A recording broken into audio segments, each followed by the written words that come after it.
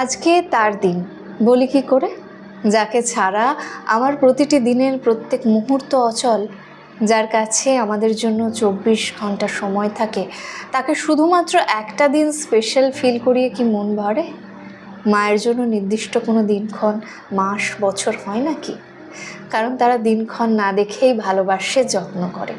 দিন মাস বছরের হিসেব না করে সে আমাদের সহ্য করে আসছে।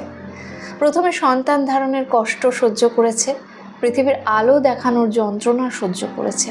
ব্যথায় নীল হয়ে যায়, তবু সন্তানের মুখ দেখে মায়ের মুখে কি স্বর্গীয় সৌন্দর্য ফুটে ওঠে, তাই না?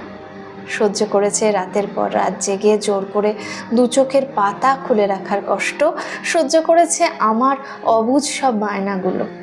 সুন্দর চেহারা নষ্ট হয়ে গেছে, শখগুলো চাপা পড়ে গেছে, বিশ্রাম শব্দটা হারিয়ে গেছে, তবু সন্তানকে ঘিরে